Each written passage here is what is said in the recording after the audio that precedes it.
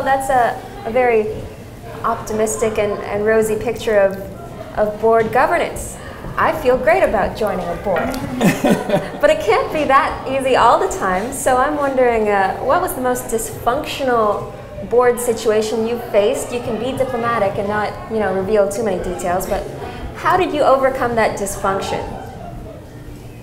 I'll tell you a funny story, because it's not a deeply dysfunctional story. At one point in one of the institutions that I was running, and I have to admit, I have yet to master this one. This is an Achilles heel, a weakness. And it was actually when I was in Alberta. And when I arrived in Alberta, the Leadership Institute of the Banff Centre was about to be shut down. It had lost money for a number of years.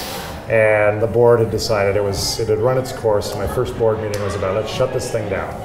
And I said, well, I've been here about 4 minutes. Can we actually do just a little bit of reading on this? And we did.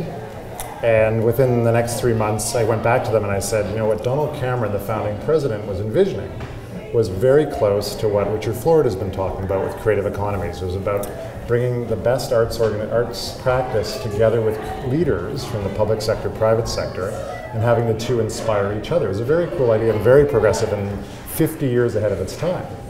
And it just so happened at the same time I got to know Peter Lougheed a bit and so on. And we worked on this for a year, reimagining the leadership program. And at every board meeting we'd provide an update. And Peter Lougheed sadly passed away, and Alison Redford was the premier. That was an interesting period. And her government at the end decided to give us $35 million to rename it the Peter Lougheed Leadership Institute. So within a year, we'd taken this Leadership Institute from almost bankrupt to that. And I went to the board meeting and I got the call from the Premier's office saying, next week, fly to Edmonton, we'll do the announcement at the University of Alberta, that was our sister institution in driving this. And I went to the board thinking, oh my gosh, 35 million, this is so exciting. So I went to the board and I said, great news, this is the start of our board meeting. We've got the 35 million, it's the Peter Lougheed Leadership Institute. And one of the board members said, wait a second, aren't we going to discuss this? And I said, well, if you look at we met quarterly, and I said, if you look at the last 4 board meetings, we discussed this at each of those board meetings. And then she said, but we didn't actually think you'd do it. And so what I do now at the TSO, every board meeting, I write a 2-page memo at the front of the board package. I say, please, if you read nothing else, which they do, hopefully read the whole package, read these 2 pages, because what we're talking about doing, we want to make happen. But as an arts leader, as maybe a more entrepreneurial, maybe more assertive or aggressive arts leader than some, for me, over-communicating has been something I've had to learn to do, and I'm still not quite there. But yeah, you wouldn't expect a $35 million funding announcement to be a negative, but somehow it was for me. I wish I had those hard challenges to deal with. It was terrible. In my arts organization. Mr. Foster.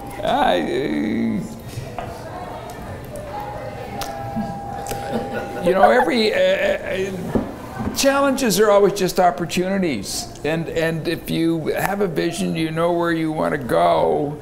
It's amazing how you could get people to join you. And my story isn't very complicated. I was a political fundraiser, and had been for an extended period of time, and had a senior leadership position in one of the political parties, and decided I wanted to reinvent myself. I had read Richard Florida's first 3 books, and lo and behold, he came to Toronto.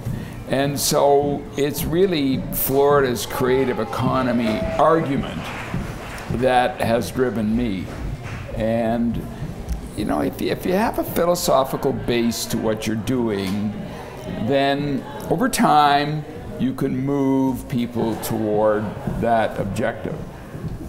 So that's the challenge.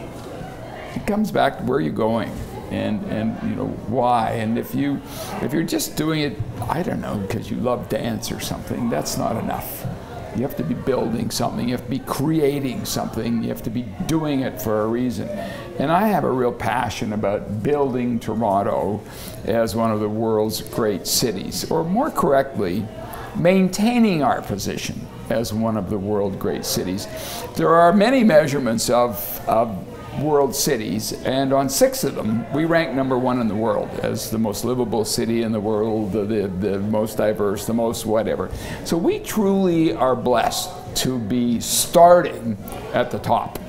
So the job we all have is to stay there, because it's a tough, competitive world. Everybody reads the same studies, and we can do it.